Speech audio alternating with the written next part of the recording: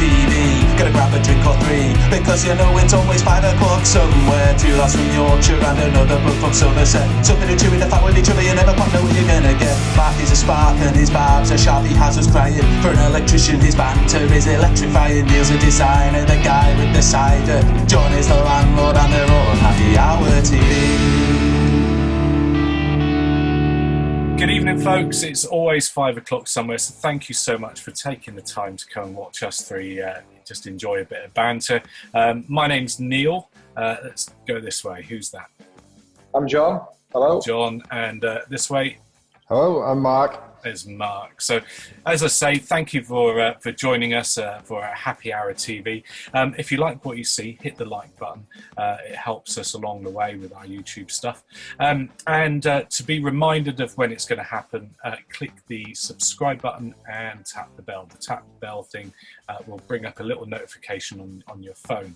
Okay, guys, let's have a quick catch up. What have you been up to this week? Let's go that way. Let's speak to Mark. What have you been up to this week? So, to be fair, I've had a fairly steady week, fairly quiet one really, not much going on. A couple of games of football again, and then just been getting the kids ready for returning to school. Yeah. So we've been gearing up for that this week, so it's all about making sure we've got everything in place for them returning. So one's back, one's just going back on Friday, so nearly there. Fairly happy to be going back, do you think? Or I think they are, yeah. Both say they are, yeah. Yeah. I think they just get a bit stalled, want something a bit different now. The thing with young people is they have no kind of, when I say young people, I mean like school-age young people.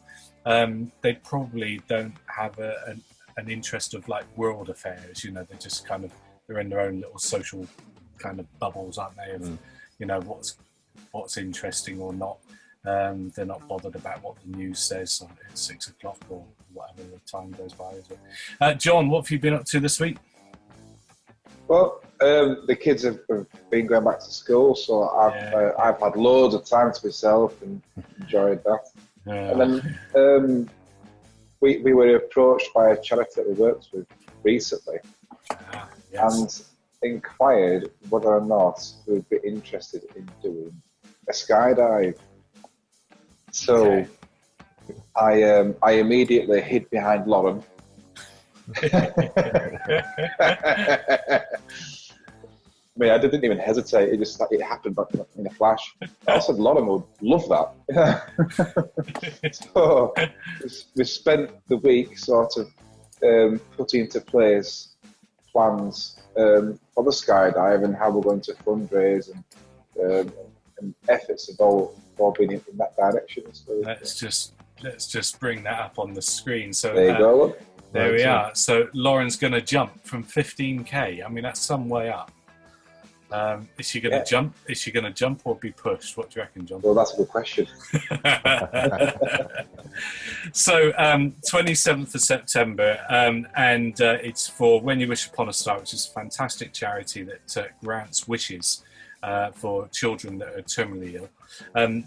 The link for Just Giving is going to be in the description. So anyone watching this, if you feel that you can support Lauren's jump, help her reach her fundraising target and things, it would be absolutely awesome if she can smash that target and you know, even double it. That would be amazing.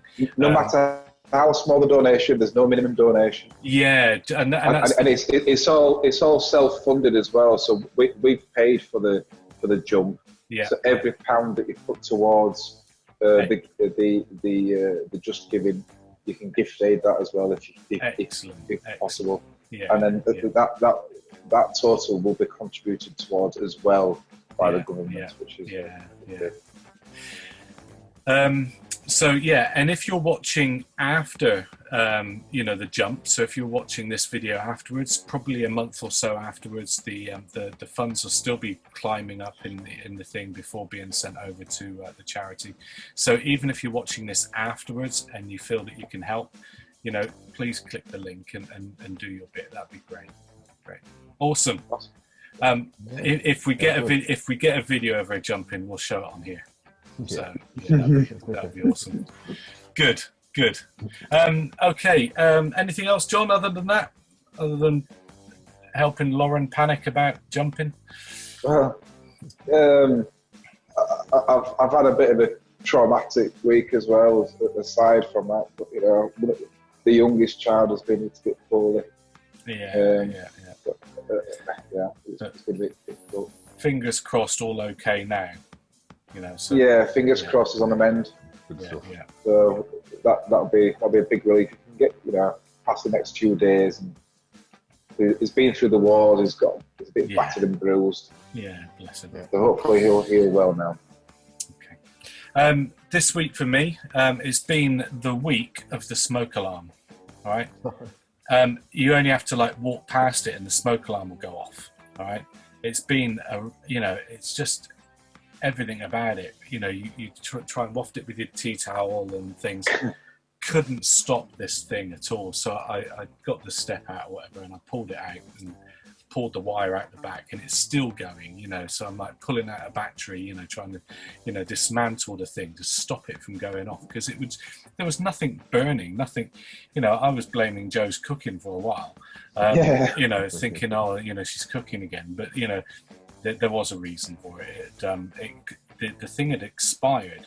When they say that these things have got a 10-year life, I didn't know that there's something that's that the sensor that's in there has got some kind of radioactivity thing going on, and that degrades over time, and then becomes knackered, I suppose. So this thing was just going off whenever it liked. It had no kind of honestly, it's just and we've got the system that we've got is all across the house. So if one goes off, they all go off. Yeah. And in my office, up here or whatever, out of the way, it just rings. It's so loud. Up here, it's stupid. It's it just bangs around the room, and it's so loud. So we've got some new ones now, and they're not just like a normal alarm sound. It's like a siren going off. So now it's even worse. The pitch level goes up and down, and the pitch goes up, and it's like, it's the week of the smoke alarms. That's all I'm going to say. It's just been a crazy one. So good. Joe's in big trouble if she burns something, then is she? I'm hoping she doesn't. Right, what are we drinking this week, chaps? I'm, me, I'm going to be championing me Thatchers. This week, I should do an advert for these guys, because I've had a different one each week. I don't know if you've noticed. We're on Katie this week. A nice drop of Katie. What are you chaps on? This week, I've gone a bit crafty. Gone with these little crafty beers this week. Is that called Show Off? Show Off, it's called, yeah. I've got another one. It's brilliant. Just called Pale. Just the crafty beers this week. Yeah. I bet they're nice, aren't they? They are quite tasty, yeah, they are, yeah. Quite citrusy. Good. And John, what are you on? I'm on my house bitter tonight, so my BSO bitter. Oh, your favourite, your usual tipple. Absolutely. Right, gents. Cheers. Happy hour and all that. Clinky. Cheers.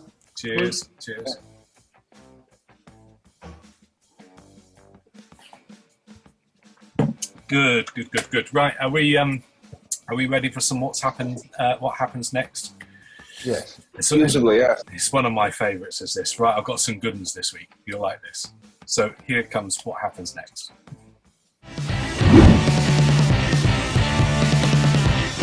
Right, guys, are you ready? Yeah. Yep. Here we go. I'm gonna let's show you the first one. Now, you may have seen some of these before, so we'll see how you play. Here we go. This is the first one. I've had my ups and downs, my fair share of bumpy roads and heavy winds. That's what made me what I am today. Now I stand here before you. What you see is a body crafted to perfection. So you know the guy? Yeah. Okay. Have you seen the advert before? Have you seen the advert before? No. Okay. All right. Have you seen this one, Mark? Not I can remember, no. Oh, okay. All right. Okay. We're on this one then. So what happens next, and what's the product? All right. So what happens next? Well, it's been well known to do cause adverts for a couple of years now, but that does not strike me as a cause advert. Okay, all right. Well, until he said he was stood up, I thought I was going to say we were going to be sat on a toilet of some sort. It's about being able and whatever. So I thought we were going to be sat on a toilet, but when he said he was stood up. What do you think, John? What do you think might happen next? So we've got a toilet suggestion there. What do you think might happen? Well, it could possibly, the camera angle could pan round to the reverse and he could walk off and he's got no trousers on. Oh, okay, all right. And product-wise, any idea on product? It's got to be some sort of velvet toilet roll or something. Okay, all right. Any ideas, Mark? No, we'll just go with beer. He's done beer before. This is genius. You're going to love it. Fair share of bumpy roads and heavy winds. That's what made me what I am today. Now I stand here before you.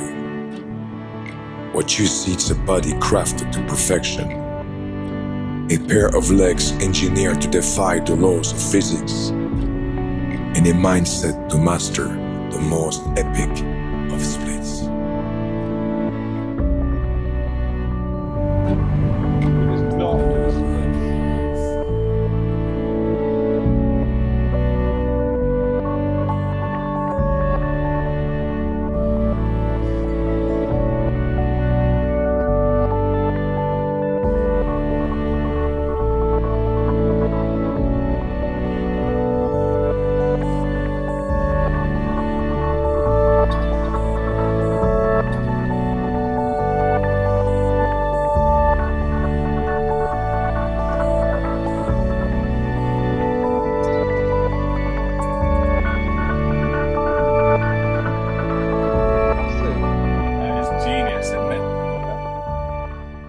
So there you go.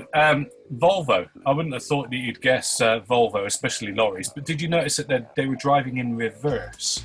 Yeah, it's almost impossible to drive in reverse with a trailer. With a trailer, and that's what that obviously was demonstrating. But if you play it back and you watch it again, you'll see the two lines where initially the two lines where they were following those lines, and there was a wider line that only one lorry moved down and went to the next line, and they were just going backwards. And I'm like, just absolutely amazing. I mean, you know, there would have been safety stuff in place, but a great demonstration of it. You know, going in reverse, brilliant. Okay, well, obviously, don't pull your groin. Yes, yeah. Obviously, neither of you got that right. Let's move on to the next one then. So let's watch the next one. Here we go.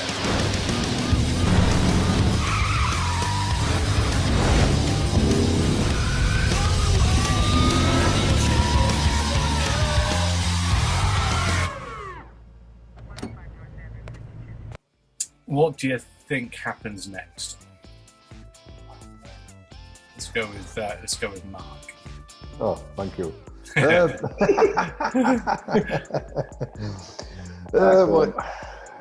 looks like some sort of transformer car. Be like Bumblebee. Okay. All right. Okay. All right. The car could transform and run off or something and like that. do something. Yeah. But. Okay. John, what do you reckon? I reckon the driver is about 5 years old. Okay, all right. I reckon they'll wind the window down and they'll go, "Oh, I'm really sorry." That was good driving. That police officer is probably the driver's mum or dad. Oh, okay. What are you doing in my car? It'll be a monkey. Yeah, you've nicked it again, you cheeky monkey. Okay. Look, let's play it again then. Any ideas on what the product is? You know what it's trying to sell. What do you reckon? No guesses. Oil. Let's go on and have a look. Let's see what happens next. Here we go. Yeah! Oh yeah! Oh, my turn. Let's go. That's one nice ride you got there, kid. You guys still gonna take me in? Not yet. They happen every day. Absolutely great. Love that advert. I thought, yeah. And there's a couple of them that the Americans, obviously, you know. But talk about if you're going to sell a car, let's just do it with a car chase. Do you know what I mean? It's like you wouldn't see that in the UK as an advert, would you? Right. Okay. Let's do our next one. Here we go. Nou, dit is dus de huiskamer. What I should just point out here is it is foreign, so don't try and follow the lingo. I ain't got a clue what language it is. But you'll get the essence. Okay, so here we go. Huiskamer. En dan komen we hier bij de slaapkamer. Oh ja. Met...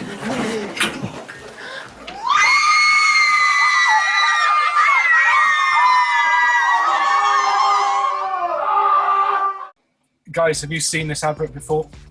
Nope. No. Okay. What do you think happens next? Describe what you think you've seen. Yeah. I think that what we've just seen is the host of the party or the female part of the relationship is showing people around the house, and all the women are really impressed by the collection of shoes. But what we've heard is the male side that's shown. What the male guests. So what do you think that might be, John? It's got to be a room full of beer. It's got to be. That's exactly what I was thinking. Was it? Okay. Exactly what I was thinking. As soon as they turned around, I thought, they're going to go one better. And what's the product? What do you think the product is? It's some sort of European lager. Heineken. Okay. All right. Okay. Let's go and have a look. Big abroad.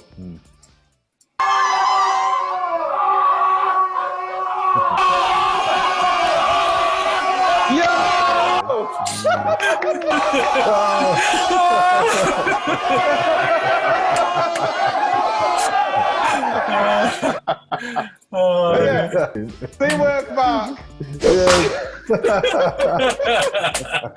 Well done. Brilliant. Absolutely brilliant. Fantastic. And the advert was known as walk-in fridge. All right. So yeah, absolutely brilliant. Brilliant advert. I love that. Well, it'd be like a dream house, wouldn't it? Yeah. Maybe not with Heineken, but just a walk-in fridge would be brilliant. Right. Okay. Here we go. I've got one, Neil. Yes. Okay. I've got one more. All right. I've got one more. Are you up for one more? Yeah, go on. Yeah. You'll probably know what it is. Let's bring back the trunk monkey. All right. Oh, here we go. Yeah. All right. My favourite. Here we go.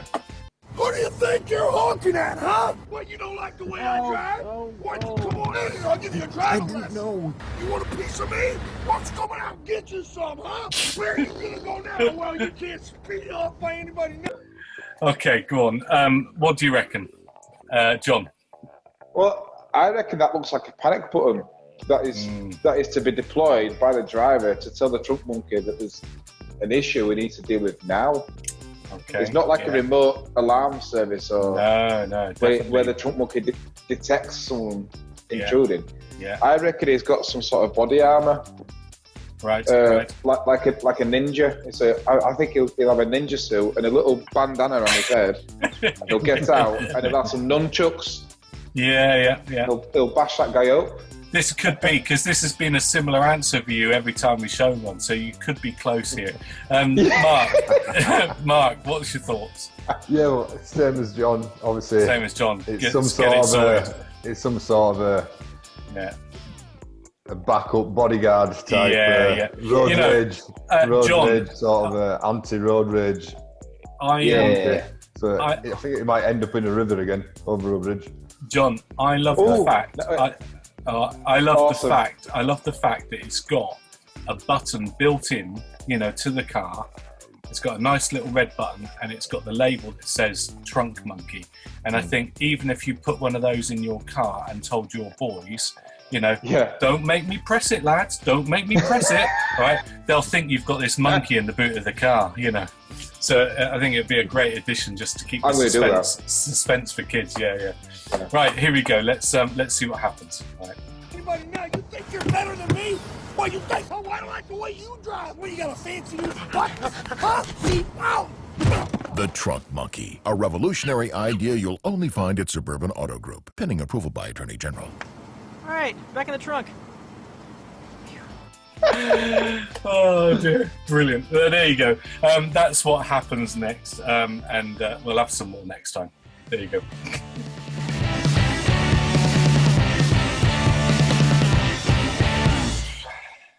Okay, chaps. So I've got a bit of an opener this evening for a bit of a round of questions. And the first one I've got down is, what was your first job? And can you share a story that came from your first job? Have you got one, Mark?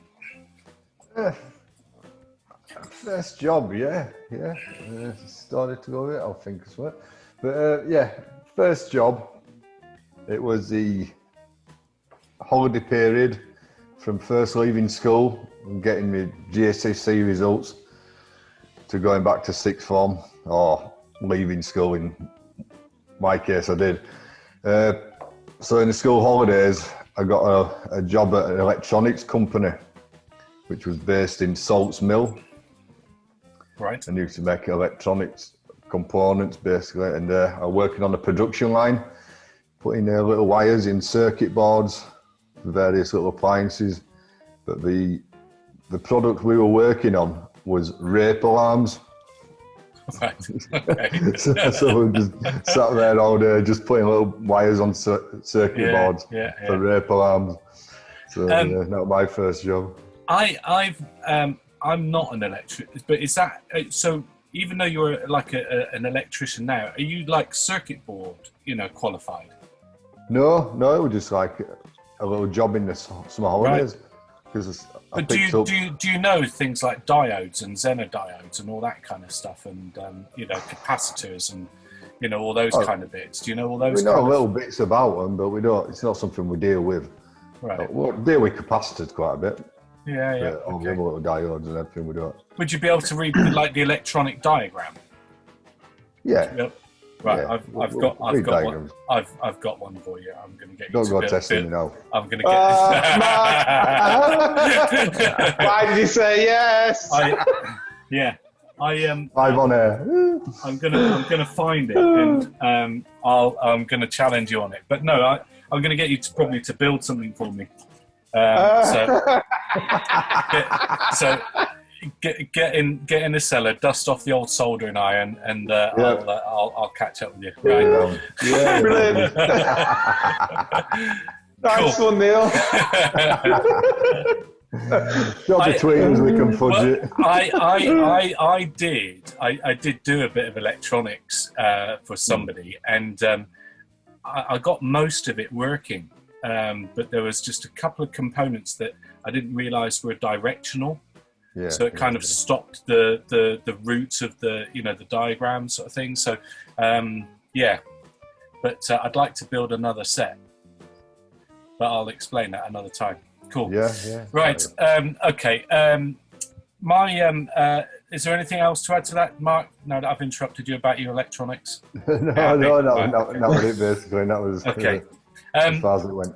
I left school at 16, so I didn't go off straight to college. I went on and did a YTS, right, youth training scheme back in the day. They call it apprenticeships now, don't they? Just to get young people into cheap labour jobs.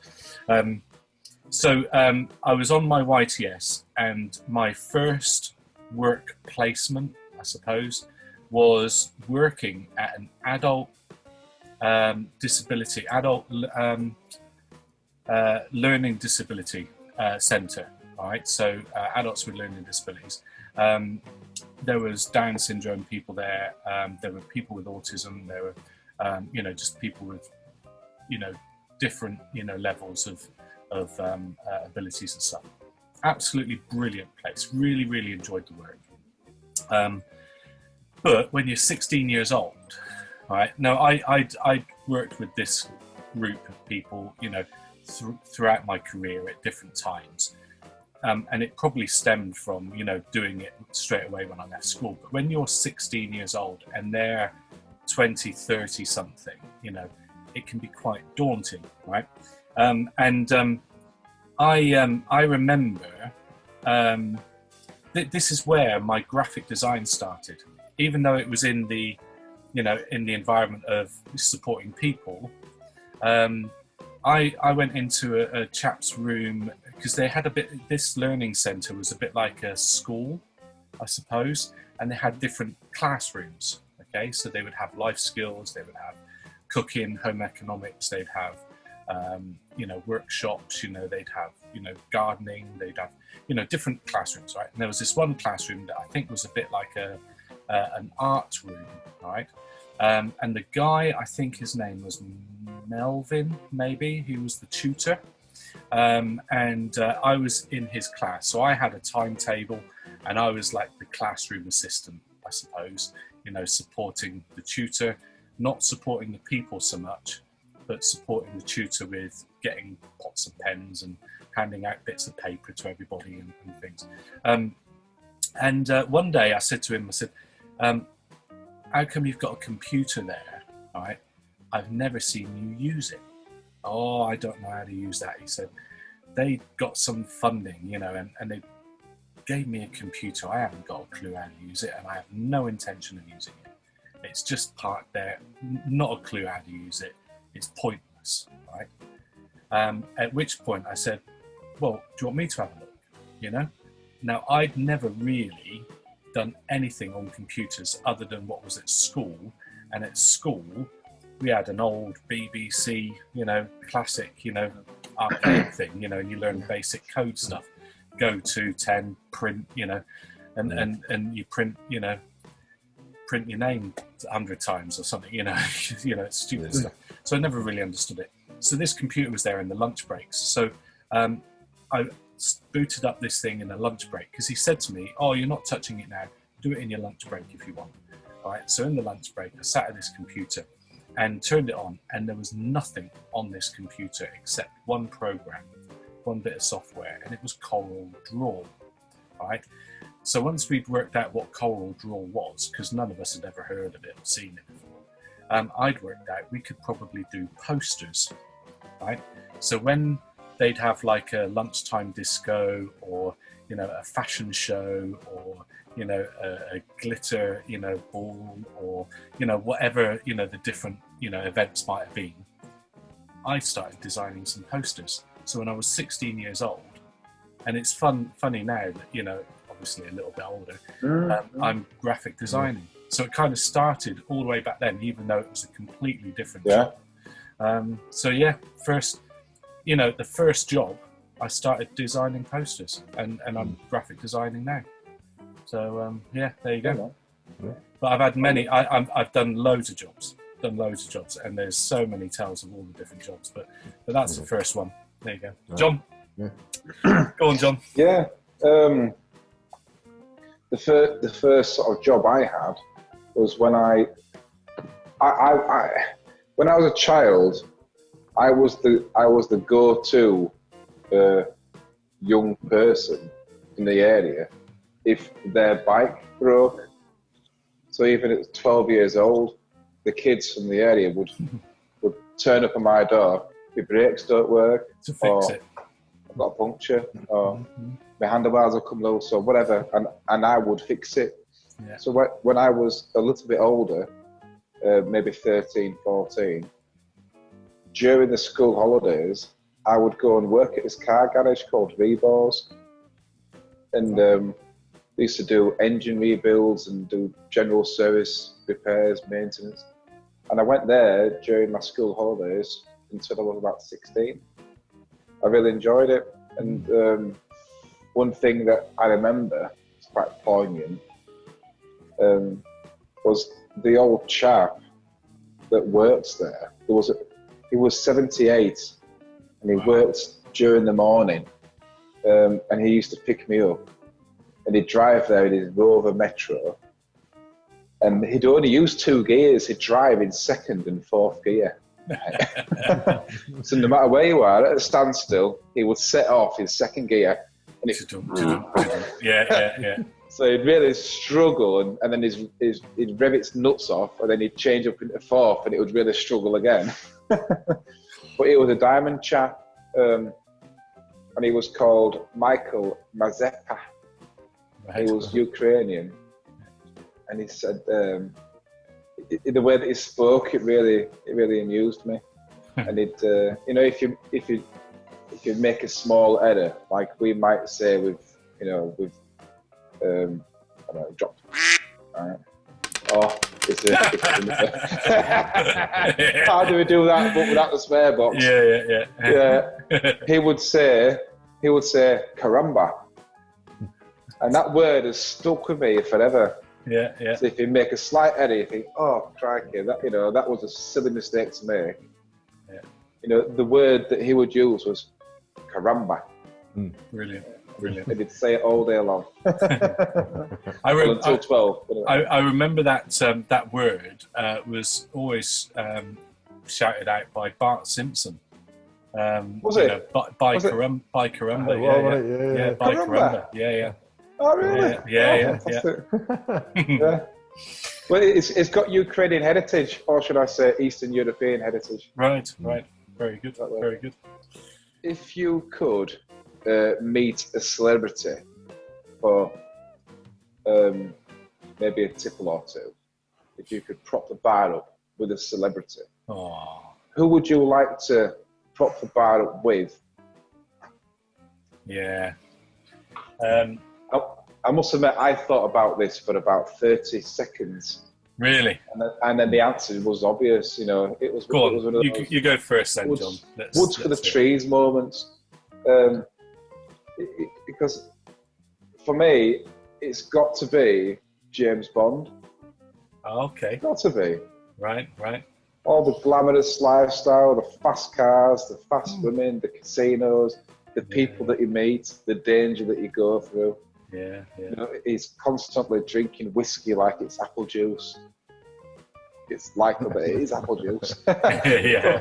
But not just meeting Daniel Craig, but meeting James Bond. If he could sell you the story as the spy himself, I think that would be a really interesting gallon to get through. or should I say, vodka martini? Yeah. That'd be fantastic. So for me, that'd be really appealing. I'd like to do that. I'm a big fan of James Bond films. Always have done with my dad. Yeah. What's your favourite Bond film, John? I don't have one. I like several. I like several. Yeah. Okay. All right. But the one with the Aston Martin where he comes out the casino where he's clearly been drugged or something really quite. Oh yes. Yeah. And he comes out and he's struggling to plug the defibrillator in, and he croaks it and plugs it in at the same time, and then remotely. Yeah. So that one was quite appealing. Okay. Yeah, that's Casino Royale. One of mine is so I grew up with Roger Moore. So my dad is a Sean Connery fan, and things. Always. Although Dad enjoys all the Bonds, but I grew up in the era of Roger Moore. And my favourite film is The Man with the Golden Gun. And if you've not watched it for a few years, you'll understand why if you watch it. Because there's stunts galore in it, stunts galore, And as a kid, I was, So stunts galore in it. Man with the Golden Gun. It's my favourite. Go on, Mark. On my to-do list. Go on, Mark. What's who would your celebrity be for a drink? I wasn't too sure what to say because I think it'd be. I could be really controversial, and I don't think you'd like it. Well, we're going to say, I'd say Maradona. Oh!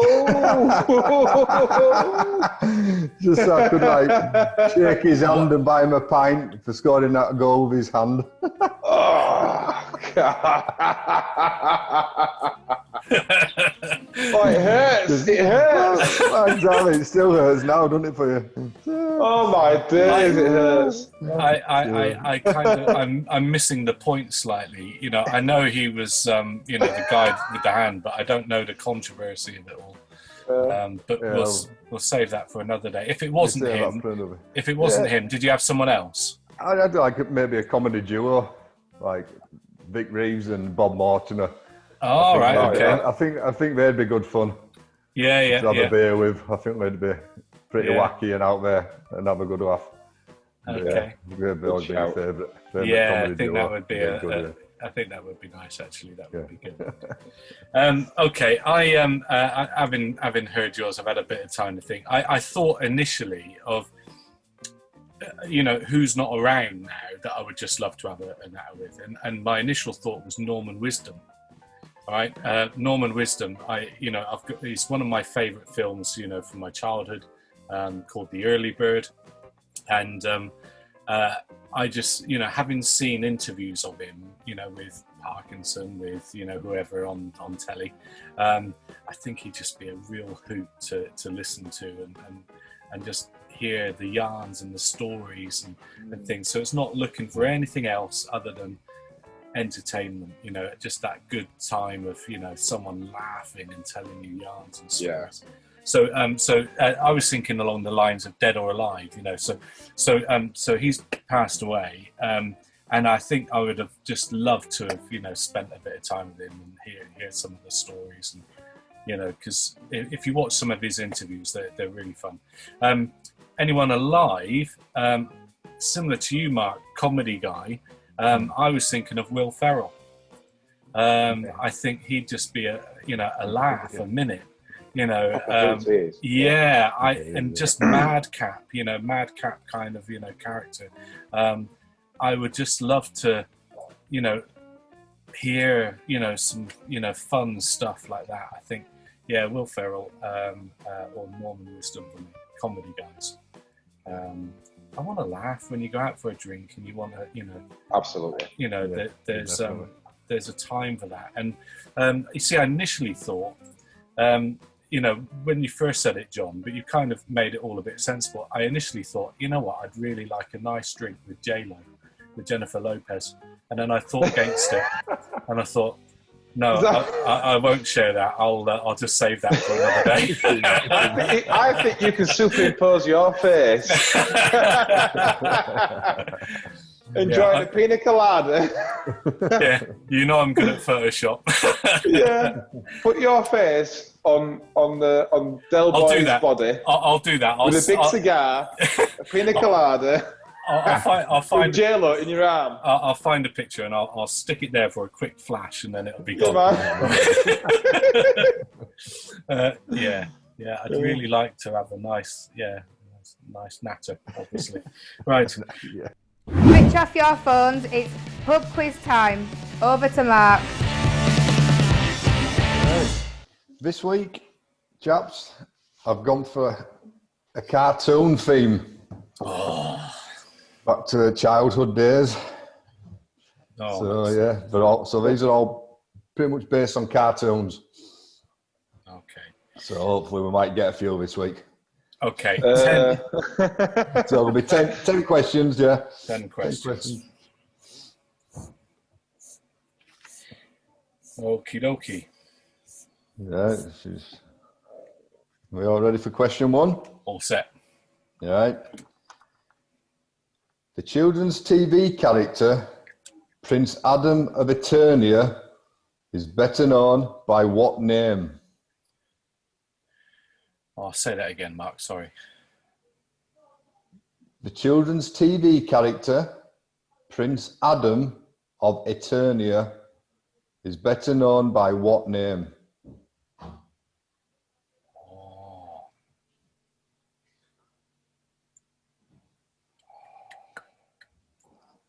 I'm quietly confident about that one, Mark. Okay, good. Number 2. What was the name given to the hard-working builders constructing scaffolding throughout Fraggle Rock?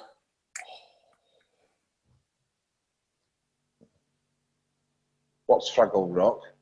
Oh, what are they God's called? sake. Could be one for Neil then. Little guys. Yeah, I know. I can picture Yellow them. hard hats on. Yeah. Little green fellas. That's the ones. Yeah. And the scaffold was out of glass. Yeah. What were they called? John's pretending he's not seen it. I haven't seen it. Oh, okay. God. Yeah, we'll move on then. Number 3. I've got the box set. Yeah. Have you really? Yeah. Bugger. Number 3.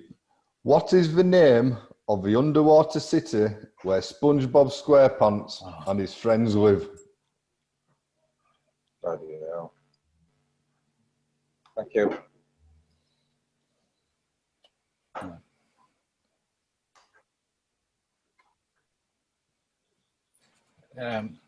You could have asked an easier question, like what did he live in?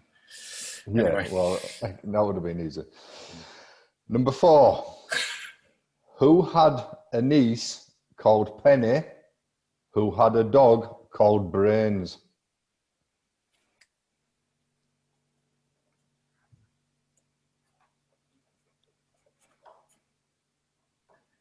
Brilliant. Who had a niece called Penny? Niece called Penny, who in turn had a dog called Brains. You know this, don't you, Neil, you bugger? He's looking pretty confident this week again. Oh, he's well chuffed with himself. Look at him gloating, showboating. Ain't got it right, yet, John. No, I don't have a foggiest, actually. Right, number 5. In the Smurfs, what is the villain's name?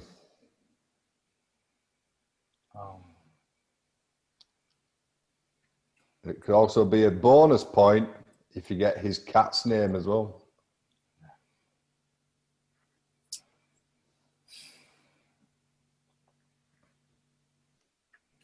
That's good. Can't think. Yeah. All right, we'll go to number 6. Yeah. Count Duckula made his first TV appearance in which popular cartoon?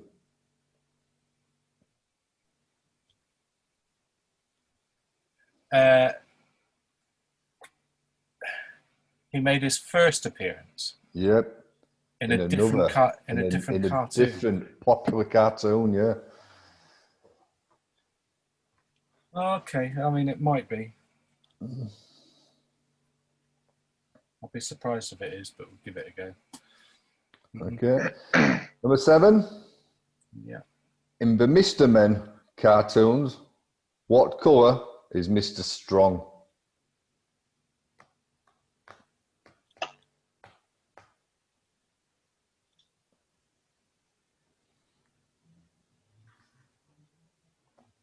Yeah.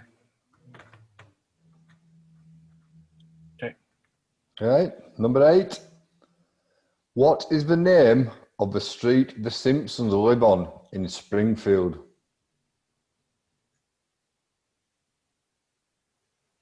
Do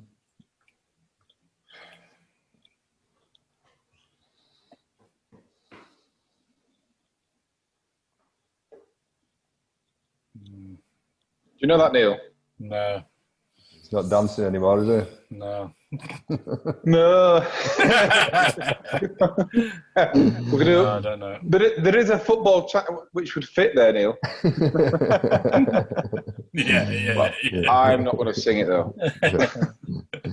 Number 9. Look it up. What is Garfield's friend, the dog, called?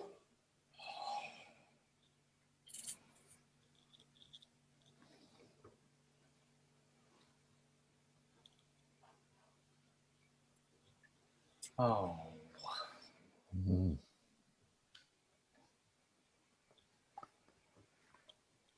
watched it in recent months. Not you know, but months ago I would have watched some of it.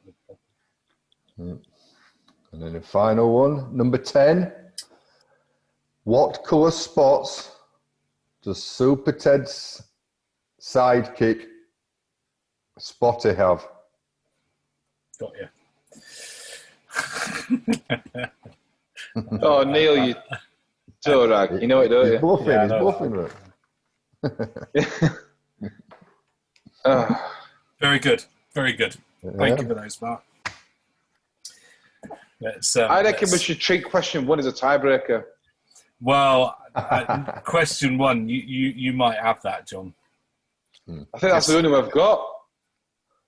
That's why I want to tiebreak it. I've just got it now. So, cool. Let's listen to the answers. The answers. Yeah. Okay. Number 1. He-Man. Yo. Yeah. He-Man. Did you get it, Neil? I did. Yeah. No. No, you got it too late. No. Your first answer was what? Masters of the Universe. That wasn't the right. No, that wasn't right. I did get it in before the answers come up. Go on. Oh God, go on. Number 2. I'm plumping a guess here at Doobers. Are they called Doobers? Oh, so close. Yeah, I know it's close. I know it's close, and I'm like, no, it's something we're missing. It's something not quite right. Yeah. So does John still not know it? No, I guessed it balls. Oh no, Doozers. No. Doozers.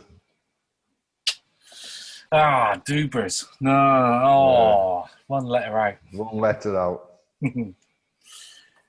Go on, number 3. Number 3. Did you guess the next one, Neil? Number 3. I guessed it. Spongeland Oasis. That can be. It could have been right. It's not. It's nowhere near. Oh, thank goodness for that. It was Bikini Bottom.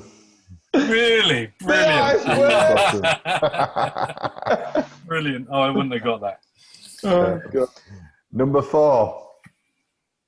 This is where his dancing came in. Inspector Gadget. Yep. Inspector Gadget. Number 5. The Smurfs. I can't think of this at all. No? Yeah, I can picture him, but I can't think. Yeah. Gargamel. Oh, I wouldn't have got that. Gargamel.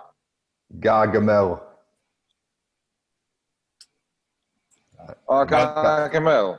Gargamel. What was his cat called? Yeah, what his was cat? The cat Was called Azrael. Yeah. Ginger. Rubbish names. Yeah. Number 6. Well, Count Duckula. I plumped a guess at this. Okay. Did you have a guess, John? Yeah. Roger Rabbit. No. Nope. No, gone for. He's gone and got it.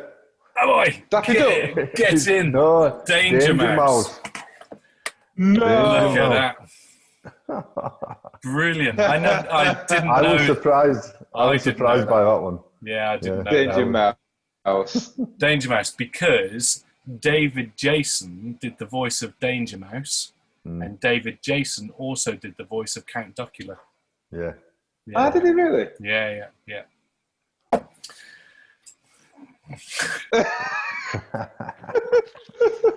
That's a tick.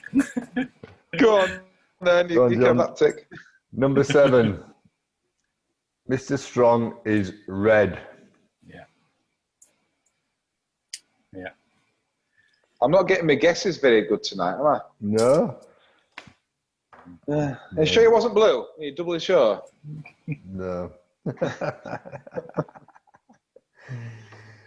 Yours might have been if your kids have had them. Yeah. Yeah. Oh, I blame them. Number 8, The Simpsons live at Evergreen Terrace. Oh. No. I had Lincoln Boulevard, but that's Home Alone, isn't it? Is it? I don't know. Goodness me. I just guessed Lincoln Boulevard. Yeah. Number 9. I know this name, and it's going to bug me. You will do. You'll know it. You'll know I, it as soon as I think I've got this one, you know, Mark. Go on then. I hope you have. Is it because Lauren wanted to rename Bacchus? I've written down Gobi, but it's either, I think it's Cody. Oh, nearly. Odie. Bugger. Yeah. Ah, that was close, John. Close. It was, yeah. Right. Odie. Well, I didn't cheat. Yep. I wrote down Gobi in the end. Yeah. Odie. Yeah. I said, you're not changing my dog's name to Odie. No chuffing way. It's called Bacchus. And that's it. She called him Odie for about 6 months. Next time we come in, we'll call him Odie. Yeah. No, you won't. Right, and the last one. Spotty's spots were green. Yes.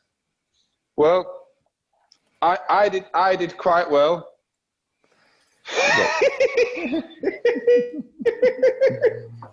All I'll say is I got He-Man right. Yeah. I think Neil got a big 5 this week. Well done, Neil. It's your round. Brilliant. Thank you, Mark. Yeah. Thank you. Does that equal 5 Jaeger bombs each, Mark? I think it does, doesn't it? What's our team? You know, what's our overall scores then, Mark? I think it's 2-1 to you now. Overall scores now, is it 3-1? 2-1? Yeah, I think it's 3-1. Isn't it? 3-1 now, because you both got a point 1 week, didn't you? Yeah. 3-1. Very good. Very good. Neil's leading 3-1. All right. Good. That's the quiz. Let's move on.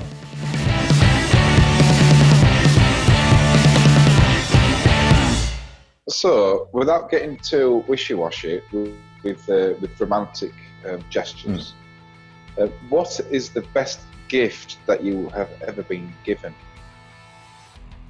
Best gift? Yes.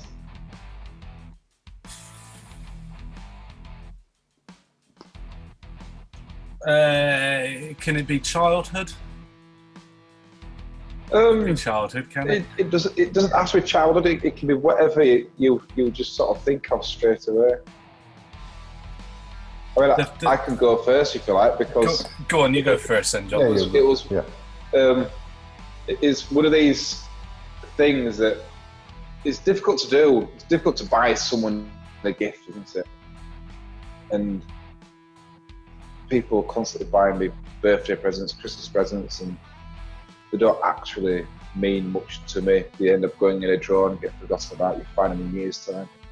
But what my mum has done for donkey's years is at Christmas time, she gets me 2 kilograms of granulated sugar. She gets me a big industrial box of washing powder. She gets me 1,000 tea bags. It's the sort of gift that my mum gets me every single Christmas. It's those essentials that you use day in, day out. And I think, well, you know what? That is a sort of present that I will actually use instead of just that silly gimmick that everyone gets sucked into the idea of. It's Christmas time, let's waste a load of money on something which nobody actually wants. The chance of them using it or wearing it is slim. So give them something that they are actually going to use. And that's what my mum does for me every single year. She gets me a big, like, IKEA sack of daft stuff, like a hamper. But you always know what you're getting, but you still unwrap it. Me and my brother and my sister, we all get exactly the same, like little hamper. We get a load of tea bags and stuff. Yeah. Yeah. I can see why. I can see the gesture of that. That's nice. Yeah. I mean, don't get me wrong. We get whiskey and other things as well. I think we always get some socks and some underpants, you know, some slippers, you know, like we've had for the last 20 years. But it's that hamper which always brings a smile to my face. Washing powder and tea bags and sugar. Yeah. Nice. So thanks, Mum. Keep up the good work. It's a good thought, yeah. Nice, yeah, it's good. It's good. Go on, Mark. Have you had any thought? Yeah, I struggled because, like you say, you get presents all the time, and one what really sticks out. But I think I went back to my childhood, and it was probably my first games console that I got. Were a big thing back then when we were young. What did you have? A great deal. What did you have? We got it was like the first grandstand kind of sports console where it had basic paddles. It only had a paddle which you could turn left and right. Yeah. And on the screen you only had 2 sticks, which went up and down, and a ball went between the sticks. Oh yeah, like fantastic! One game might have been called football, and it had 4 sticks. Another game might have had 2 sticks, and it was called tennis. Yeah. But yeah. And then there was a squash, you know, where you hit it against a wall and it came back to you. It bounced back to you, didn't it? Yeah. So I think the first games sort of console that I got. Stuck out. We had one of those. And it was, going back to the early 80s, you know, sort of mid 80s and things, that's what kids were getting, you know, like the new gadgets and things and stuff. So it would have been quite, you know, it was special because other kids maybe didn't have it. Yeah, it probably took us a while to get one. Yeah, we weren't well off or anything by no means. You know what I mean? So but quite a big thing getting to like that. The one that we had was called Binatone. It was a Binatone brand, but essentially the same thing. Yeah. Okay. For me, John, it is a childhood memory, and it was. Probably, it wasn't the first bike because I had other things before, but I would have been around 8-9 years old, I think, when me and my brother got our first bike, right? So it's that magical moment of coming down the stairs, still believing in Santa Claus, and walking in and seeing, you know, blankets over 2 bikes, you know, blankets covering them, you know, you pull off this blanket and there was this beautiful bike, you know. Now this bike was pretty special. This was a Grifter XL, right? Now the XL made it like, you know, it had extra pads on and things, and it was like, it was the top of its, you know, sort of thing. So it wasn't a bog standard Grifter. It had crossbar padding. It had a crossbar, you know, I don't know what the names and all the bits on the bike are. Had the bit between the legs, had a padding thing on that, and things, and it had 3 gears, and it was a chunky, you know, heavy duty bike. Yeah. Now, going back to my stuntman days, all right, that was my stuntmobile, all right. That was the bike that I pulled most of my stunts on, all right, and that takes me back, and just that magical moment, I suppose, of walking in. Then we had game consoles, we had computers and things, you know, later on, but that bike stuck with us all through secondary school and things. So we were cycling to school on those things until I trashed it, and then I had to ride my mum's bike. But that's another story. See, if you'd lived near me, I'd have fixed it for you. Yeah.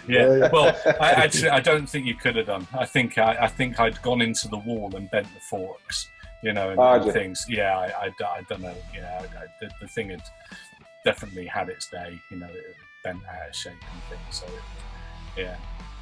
My brother went into a wall with his, bent his front forks back.